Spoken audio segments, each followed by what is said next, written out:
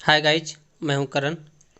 दोस्तों, ये achievement book चल रहा था जिसमें मैंने और भी बहुत सारे चैप्टर अपलोड कर दिए हैं। ये आपको प्लेलिस्ट में जाके मिल जाएंगे। अगर आप चाहें तो मेरे प्लेलिस्ट में जाके उस वीडियो को देख सकते हैं। और दोस्तों, साथ में मैं प्लेटफॉर्म को करा रहा हूँ और टॉप 20 क्वेश्चन को भी करा रहे हैं, उसे भी जाके आप देख सकते हैं। दोस्तों, आज का जो चैप्टर है कोशिका, जिसे इंग्लिश में हम लोग सेल बोलते हैं। दोस्तों, इसका क्वेश्चन बहुत ही इम्पोर्टेंट होता है। आपको पता होगा हर एक एग्ज़ाम में इससे क्वेश्चन आते हैं और इसमें क्वेश्चन थोड़ा ज़्यादा है दोस्तों, इसलिए हम 2 पार्ट में लेके आएंगे। ओके। कोशिका से रिलेटेड कुछ बेसिक बातें को पहले देख लेते हैं, इसके बाद फिर हम लोग क्वेश्चन करेंगे। दोस्तों, सबसे पहले आता है कि कोशिका है क्या। तो कोशिका हम उसे कहते हैं जो जीवों की सबसे छोटी रचनात्मक एवं क्रियात्मक इकाई होता है। और कोशिका के अध्ययन को कोशिका विज्ञान बोलते हैं और इसे इंग्लिश में हम लोग साइटोलॉजी बोलते हैं। ठीक है।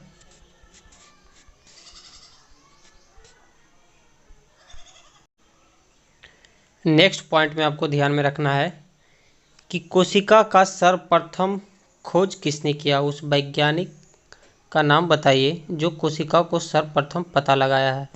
तो दोस्तों, ये वैज्ञानिक है रॉबर्ट हुक।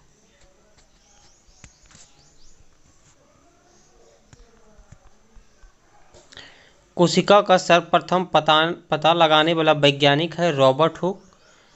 कब पता लगाए थे? तो 1665 ईस्वी में। चलिए नेक्स्ट पॉइंट देखेंगे।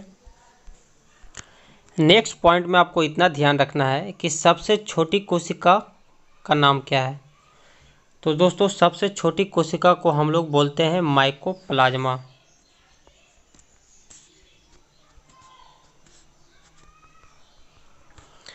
और सबसे बड़ी कोशिका होती है शुतुरमुर्ग का अंडा।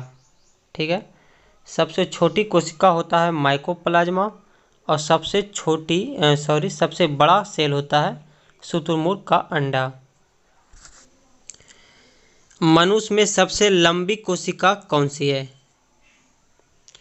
दोस्तों, मनुष्य की जो सबसे लंबी कोशिका होती है वो है तंत्रिका कोशिका, जिसे हम लोग तंत्रिका तंत्र भी बोलते हैं।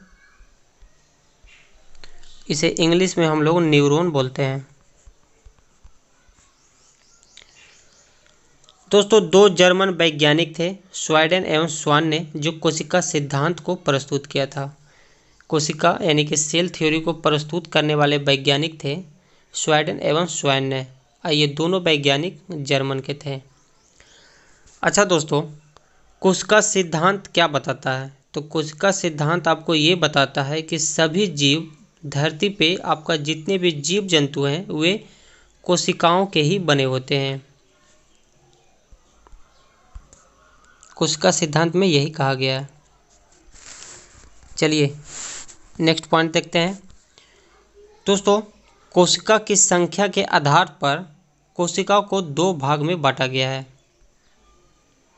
पार्ट 1 है एक कोशिकीय, जिसे हम लोग यूनिसेलुलर बोलते हैं। और सेकंड में आता आपका बहुकोशिकीय, जिसे हम लोग मल्टी सेलुलर बोलते हैं।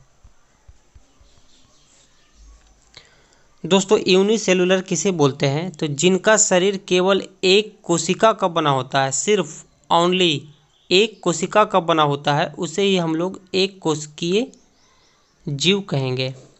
इसका एग्जाम्पल हमेशा एग्जाम में पूछता है अमीबा, पैरामीशियम चप्पल का आकार का होता है, प्लाज्मोडियम, यूग्लिना इत्यादि। फिर इसका एग्जाम्पल मैं फिर से बोलना चाहूँगा क्योंकि ये एग्जाम में हमेशा पूछते हैं। एक कोशिकीय यानी कि यूनिसेलुलर का एग्जाम्पल है अमीबा, पैरामीशियम, प्लाज्मोडियम और यूग्लिना। दोस्तों, सेकेंड की बात करें मल्टी सेलुलर, जिसे हम बहुकोशिकीय बोलते हैं, तो इसका ठीक उल्टा होगा, यानी कि जिनका शरीर एक से अधिक सेल का बना हो उसे ही हम लोग बहुकोशिकीय कहते हैं। इसमें एग्जाम्पल में है मछली, मेढक, मनुष्य आदि। इसका एग्जाम्पल बहुत सारा है दोस्तों, इसे आप ध्यान में रखिएगा। ओके। अगला पॉइंट है दोस्तों एक होता है पादप कोशिका और एक होता है जंतु कोशिका। तो इसका डेफिनेशन बहुत ही सिंपल है। पौधे में पाए जाने वाली कोशिका को पादप कोशिका कहते हैं, इस इंग्लिश में प्लांट सेल बोलेंगे। और जंतु में पाए जाने वाले कोशिका को जंतु कोशिका कहते हैं, एनिमल सेल बोलते हैं। लेकिन दोस्तों पादप कोशिका और जंतु कोशिका में कुछ डिफरेंस भी होते हैं, अंतर होते हैं, जो एग्जाम में पूछते हैं और मैं वो बता रहा हूँ आपको। एक तरफ आप प्लांट सेल कर लीजिए और दूसरी तरफ आपका हो गया एनिमल सेल। यहाँ पे इतना स्पेस नहीं है दोस्तों, मैं सिर्फ बोल रहा हूँ, आप सुन लीजिएगा। तो फर्स्ट पॉइंट में प्लांट सेल में इसमें सेल वॉल उपस्थित होता है। सबसे बड़ी अंतर तो इसमें यही होता है कि इसका सेल वॉल बाहरी दीवार प्रेजेंट होता है प्लांट सेल में, लेकिन एनिमल सेल में ये अब्सेंट होता है। सेकेंड पॉइंट में आता है इसमें क्लोरोप्लास्ट प्रेजेंट होता है प्लांट सेल में, और एनिमल सेल में क्लोरोप्लास्ट अब्सेंट होता है। थर्ड पॉइंट में आपको ध्यान में रखना है कि दोस्तों इसमें सेंट्रोसोम प्रेजेंट होता है और इसमें सेंट्रोसोम अनुपस्थित होता है, यानी कि अब्सेंट होता है। और नेक्स्ट पॉइंट में पादप कोशिका में लाइसोसोम प्रेजेंट होता है और जंतु कोशिका में लाइसोसोम अब्सेंट होता है। चलिए इतना काफ़ी है। चलिए दोस्तों अब हम लोग अपने क्वेश्चन की तरफ चलते हैं। बाकी का बात जो भी होगा हम लोग क्वेश्चन में डिस्कशन कर लेंगे। पहला नंबर क्वेश्चन है, निम्नलिखित में कौन जीवन का भौतिक आधार है? न्यूक्लियस, राइबोसोम, प्रोटोप्लाज्म या फिर माइटोकॉन्ड्रिया। दोस्तों आप गलती से न्यूक्लियस नहीं टिक कीजिएगा। आप न्यूक्लियस को कोशिका समझ कर टिक नहीं कर दीजिएगा। न्यूक्लियस दोस्तों कोशिका में प्रेजेंट एक केंद्रक होता है जो न्यूक्लियस के ठीक कोशिका सेल के ठीक बीचों बीच होता है। यहाँ पर आपका आंसर होगा प्रोटोप्लाज्म। टर्नर के संलक्षण के उत्तरदायी क्रोमोसोम की संख्या क्या है? तो दोस्तों टर्नर के संलक्षण के अनुसार क्रोमोसोम की संख्या 45 है। कोशिका में राइबोसोम का कार्य क्या होता है? सेल के अंदर जो प्रेजेंट होता है राइबोसोम, उसका काम क्या है? तो दोस्तों उसका काम होता है प्रोटीन संश्लेषण में मदद करना। माइटोकॉन्ड्रिया का कार्य क्या होता है? श्वसन क्रिया, प्रकाश संश्लेषण, आनुवंशिकता या फिर वाष्पोत्सर्जन। तो दोस्तों माइटोकॉन्ड्रिया का जो काम है वो है आपका श्वसन क्रिया में मदद करता है, यानी कि सेल को श्वास लेने में मदद करता है। ये उसका आप एक तरह से बोल दीजिएगा कि ये श्वसन अंग है उसका। अच्छा, माइटोकॉन्ड्रिया का खोज किसने किया? तो दोस्तों माइटोकॉन्ड्रिया को खोज किया है कोलिकर ने 1880 ईस्वी में। एक लड़का अपने पिता से विरासत में गुणसूत्र प्राप्त करता है। 5 नंबर क्वेश्चन है, एक लड़का अपने पिता से विरासत में गुणसूत्र प्राप्त करता है। तो दोस्तों आंसर हो जाएगा बी नंबर 22+22। यहाँ पे आपका 6 नंबर क्वेश्चन छूट गया है दोस्तों, एडिटिंग करने में क्वेश्चन आपका कट गया है। मैं बोल देता हूँ, आप सुन लीजिएगा। एक पीढ़ी से दूसरी पीढ़ी में आनुवांशिक सूचना का स्थानांतरण पूरा किया जाता है। ये होता है दोस्तों डीएनए के द्वारा। ठीक है, चलिए 7 नंबर क्वेश्चन है, एक मानव अंडाणु में क्रोमोसोम की संख्या कितनी होती है? तो दोस्तों यहाँ पे आप 23 होता है, ये जोड़ा में दे दिया है। ऐसे होता है 46, लेकिन 46 कहीं पे नहीं है, तो इसलिए आप इसे टिक कर सकते हैं। मनुष्यों के गुणसूत्रों के कितने युग्म होते हैं? युग्म मतलब जोड़ा, तो ये भी होगा 23। मानव शरीर में सबसे लंबी कोशिका क्या होता है? तो ये मैं आपको बताया था, ये सी नंबर आंसर हो जाएगा, तंत्रिका कोशिका। हैप्लॉइड में क्या होता है? तो दोस्तों हैप्लॉइड में अगुणित गुणसूत्र की संख्या होती है। दो जीन जिनका आपस में स्वच्छंद विसंयोजन हो, F2 में विभिन्न जीन प्रारूपों की संख्या होनी चाहिए। दो जीन, फिर से पढ़ रहे हैं, दो जीन जिनका आपस में स्वच्छंद विसंयोजन हो F2 में विभिन्न जीन प्रारूपों की संख्या होनी चाहिए 4।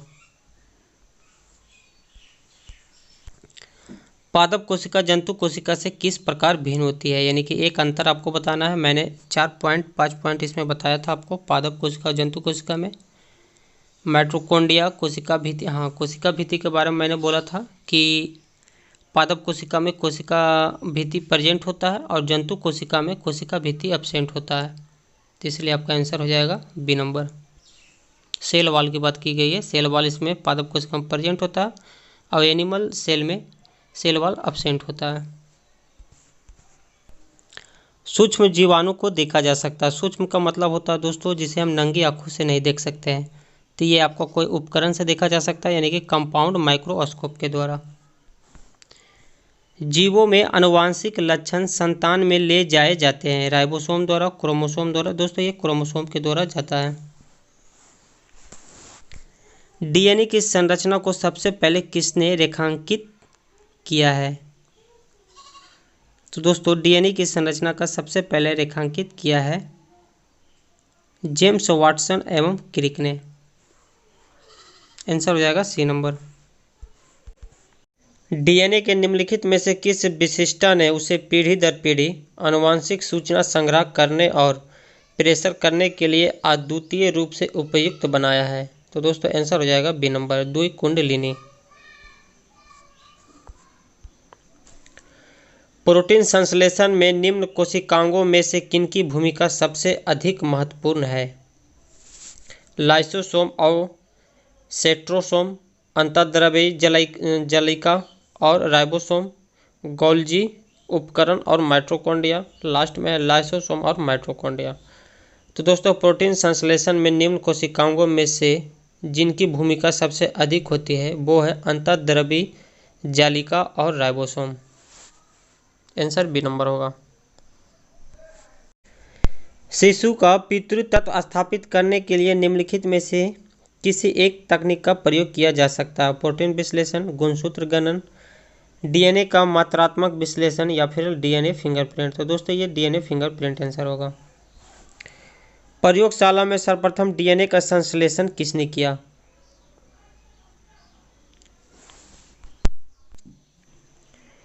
प्रयोगशाला में सर्वप्रथम डीएनए का संश्लेषण किसने किया? दोस्तों आंसर हो जाएगा बी नंबर, खुराना, जो एक भारतीय वैज्ञानिक है। डीएनए का फुल फॉर्म होता है राइबो न्यूक्लिक एसिड। ठीक है। अच्छा डीएनए कहाँ पाया जाता है? तो डीएनए जो है मुख्य रूप से कोशिका यानी कि सेल के अंदर जो एक केंद्रक होता है उसके बीच प्रेजेंट होता है, लेकिन इसका कुछ भाग जो होता है माइटोकॉन्ड्रिया और हरित लवक में भी पाया जाता है। दोस्तों डीएनए का मॉडल किसने प्रस्तुत किया? तो ये डीएनए का मॉडल जो प्रस्तुत किए हैं वाटसन एवं क्रिक ने। सवाल यहाँ पे ये आता है कि कब ये मॉडल दिए थे? तो दोस्तों ये मॉडल दिए थे 1853 ईस्वी में, इसलिए उन्हें जाकर नोबेल पुरस्कार भी मिला था और वो मिला था 1962 में। कोशिका के अंदर सूचना का प्रवाह किसके द्वारा जाता है, यानी कि कोई भी इंफॉर्मेशन कौन ले जाता है? तो ये आरएनए के द्वारा जाता है। आंसर ए नंबर हो जाएगा। डीएनए में उपलब्ध कौन सा यौगिक एमिनो अम्ल नहीं बनाता है? एडेनिन, टायरोसिन, गुआनिन या फिर साइटोसिन? तो दोस्तों ये होगा टायरोसिन। प्राक्रामित कोशिका मृत्यु के कोशिकीय और आणविक नियंत्रण को क्या कहते हैं? तो दोस्तों इसे काल प्रभावन बोला जाता है। नाभिक के अलावा यानी कि केंद्रक के अलावा कोशिका के किस कोशिकांग में डीएनए प्रेजेंट होता है? तो मैंने बोला था कि केंद्रक में तो पाया जाता ही है, लेकिन ये माइटोकॉन्ड्रिया और हरित लवक में भी कुछ भाग पाया जाता है। तो आंसर डी नंबर हो जाएगा।